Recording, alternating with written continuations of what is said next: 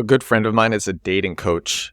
I've talked about him on the podcast before. He is using X as his marketing platform to create a brand in English. He didn't start his brand in English, but he wants to expand into the English market. And I said to him, X is a great place to do that because pretty much anything goes on X.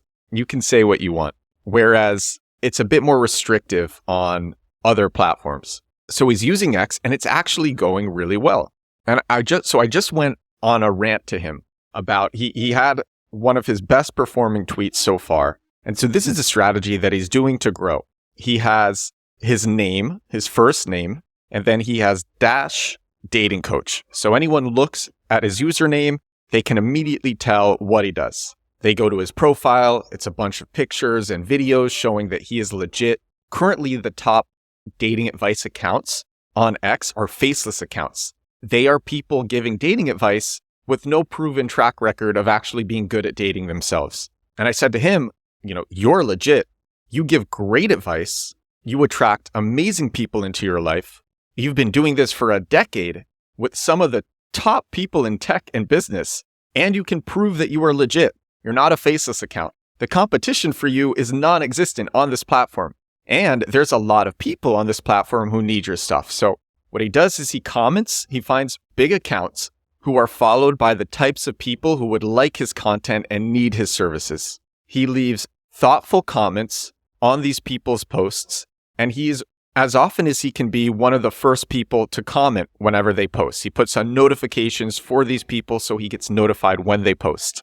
And he will be one of the first people to comment. And like I said, he will leave thoughtful, considerate comments with the types of things that he believes in that lots of other people resonate with. And it is very clear who this guy is because they can just look at his username, then click it, and then see a feed of everything that he talks about with material that demonstrates that he is real, he is legitimate, he isn't just some guy talking out of his butt, and he has a track record to back up what he's saying. So I just went on this rant to him because what happened was he had one of his best performing comments, one of his best performing tweets. He said something on a comment. It blew up.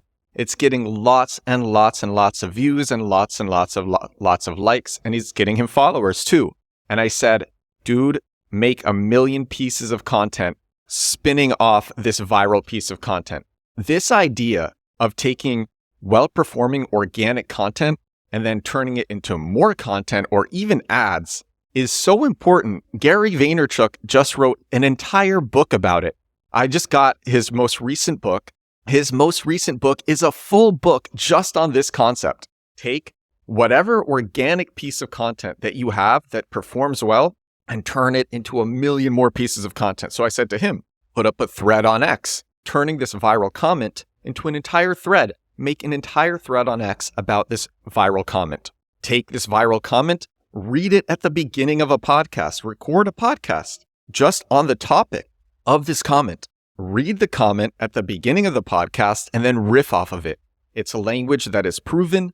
It is validated by people's likes, by people's shares, by people's follows, and then just riff off of that concept because you know that it's something that people vibe with. You're posting mainly on X, but you could take this comment, and it's not inappropriate, so it can be used on Instagram and TikTok. Make a bunch of different pieces of footage for Instagram and TikTok based on this comment. YouTube as well.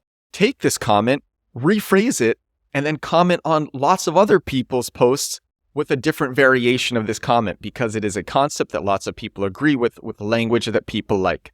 And my friend, his strategy, like I said, is to follow the biggest people who are followed by people who would want his services and then comment on their posts where his posts will be amplified, his comments will be amplified. People will see his comments, see his name, know what he's about, go to his page, and if they vibe with his stuff, which a lot of them do, then they follow him. And because this thing that he wrote before was validated by traction, he can rephrase that and use that on lots of other people's posts. So often, we just have these well-performing pieces of content, and I make this mistake myself all the time. But lately, I've been thinking about it more, and I've been making the mistake less. But people who put out organic content, we have a piece of well-performing organic content, and that's it. We don't really make much more content based off of that. But when you do, there's just so many views and visibility and awareness being left on the table by not making more content about that. For example, a few weeks ago, I made this post on TikTok. I think it's up to 3.5 million views or something. I actually talked about this recently. It's this hilarious story about how Google forgot to renew its domain name, google.com. Google forgot to renew google.com, and some dude who was an intern at Amazon was just trying to learn the Google Domains interface. And as an experiment, he just put in google.com, not expecting it to be available. And he saw that it was available. He thought it was a bug. He was curious. He followed through. He checked out. He bought google.com for $12 because Google forgot to renew its domain name. It was transferred to him. He saw all the secret domains that Google owned. And then a few minutes later, Google refunded his purchase and took it back and reverted the purchase, refunded him, and then gave him a reward of $6,006.13, which if you squint really hard at that number, it spells out Google.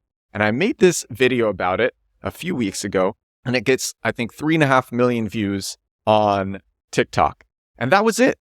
And then last week, I was in Vilnius in Lithuania, and I'm like, okay, I need more content. What should I do? Oh yeah, that post performed really well. I'm going to turn that into a podcast. So I've just made an entire podcast about that.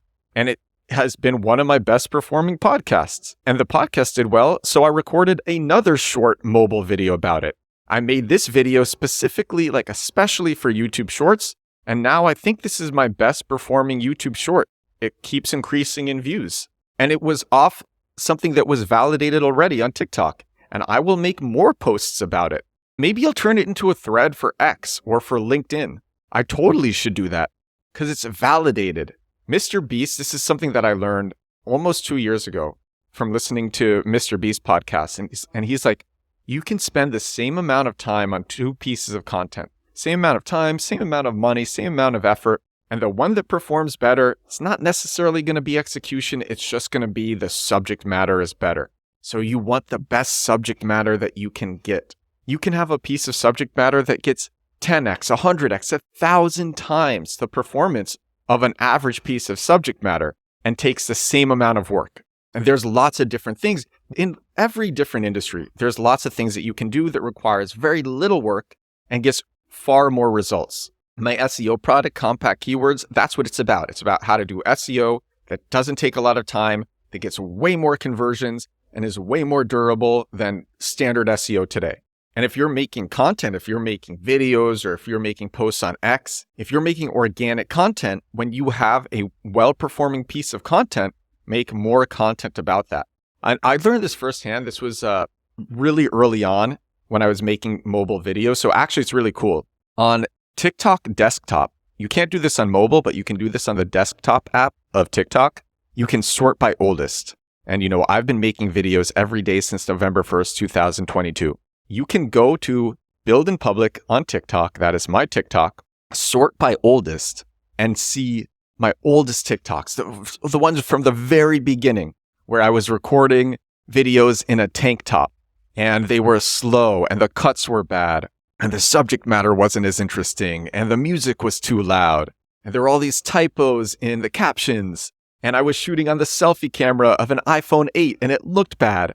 And so you can see this, and you can see how much my videos have improved over the last almost 2 years, because I've posted videos every single day since then without missing a day. One of my first well-performing pieces of content, and it only got 27,000 views, which back then for me was amazing. I was so hyped by having a video that got 27,000 views. But it was about AI images and how I used AI to generate these images for my website. Back then, AI images, they were still new. Everyone was so interested in the capabilities of ChatGPT and of DALL-E, text to image. And I didn't realize the extent to which people were interested in ChatGPT and DALL-E. I knew they were interested, but I didn't realize just how fascinating it was to people. And a lot of people at that time hadn't tried ChatGPT. They hadn't tried Midjourney. They hadn't tried DALL-E. So I make this video about how I'm using DALL-E to generate images for my website, and it does really well. And I say, let me try this again. Let me make another video about using DALL-E to make images for my website, or about how I'm using ChatGPT. Those videos all did way above average. So I started making lots of AI content. That did way above average. And I still related it back to my niche, which is marketing. just naturally what I'm most interested in. So it's what I talk about all the time.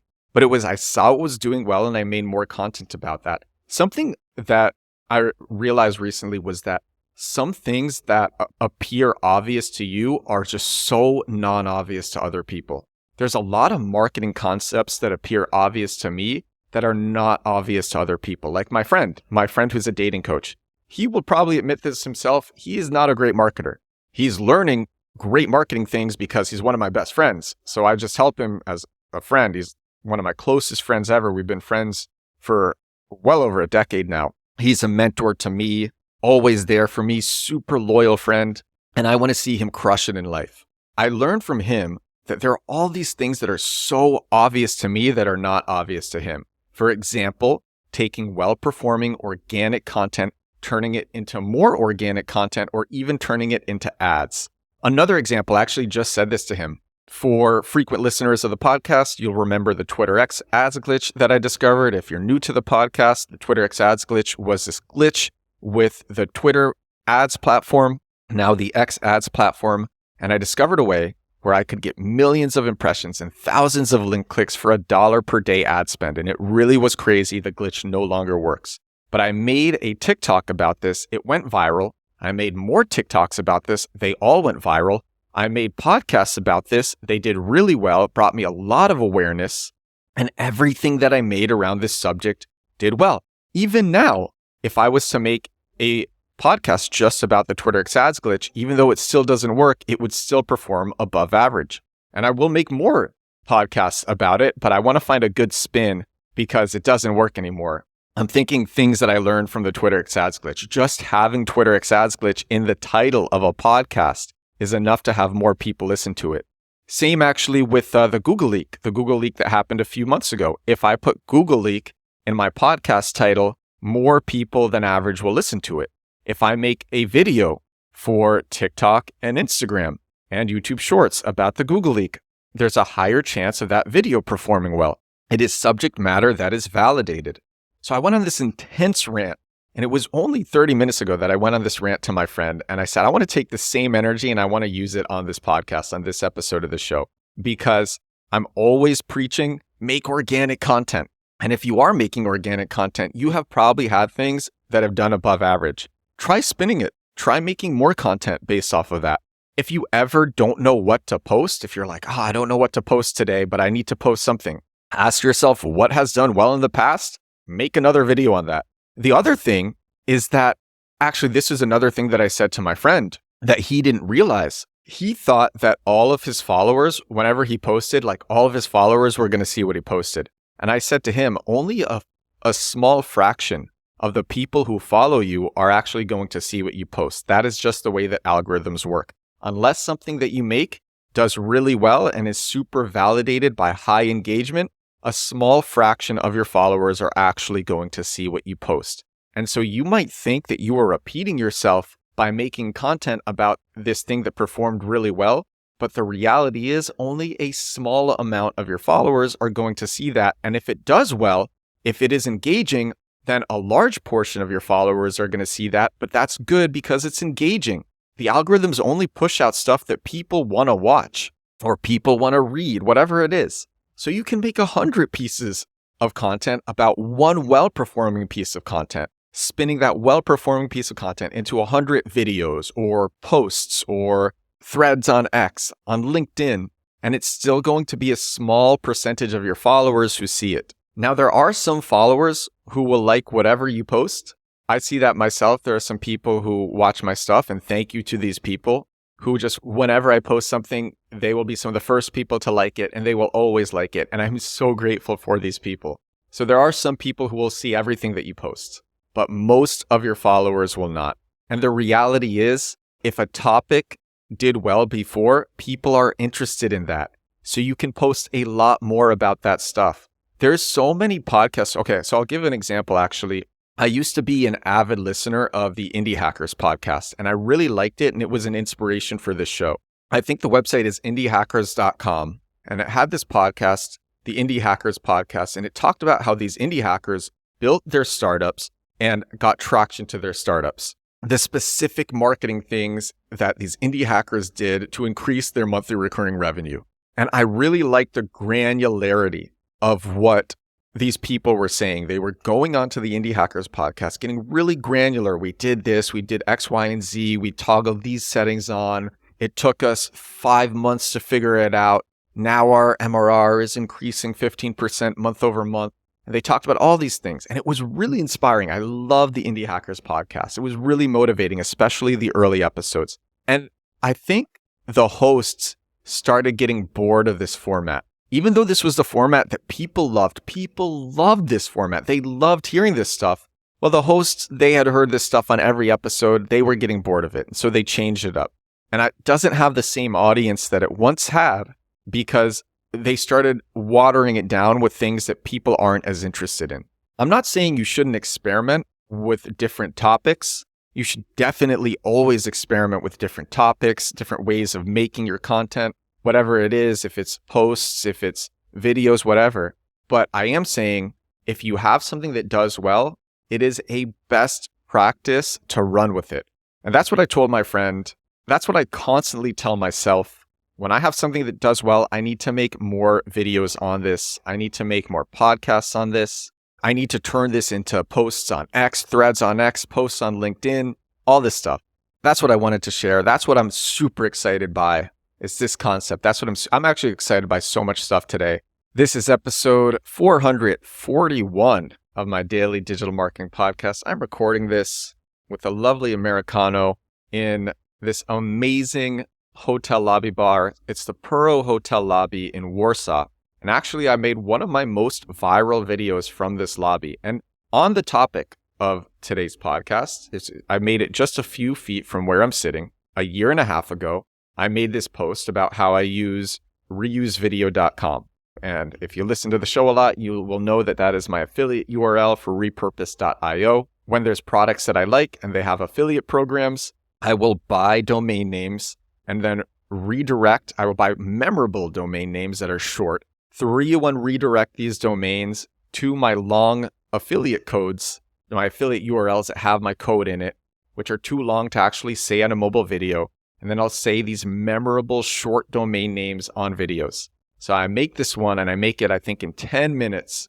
I make it just a few feet away from me at this big co-working table with people sitting around me.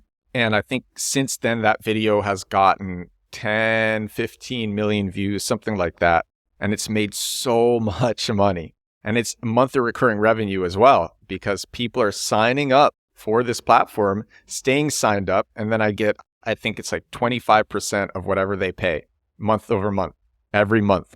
And not only am I this company's biggest affiliate, I'm also their biggest power user. I love this tool. I've gotten so many of my creator friends using this tool. And I made this video a few feet away a year and a half ago at this big co-working table here. And one of the reasons it has so many views is because every couple of months, I'll repost it. People liked it before and they like it again. I will repost it. It always does well. And then I'll make other videos about the same thing. Those videos will do above average too. If it's a script that does well, you can record the script in a different way. If it's a concept that does well, you can record the concept with a new spin on it.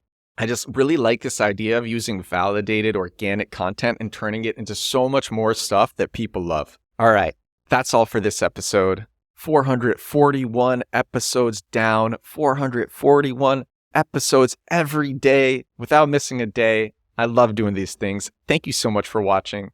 If you're watching and if you're listening, thank you so much for listening. I will talk to you again tomorrow. Bye now.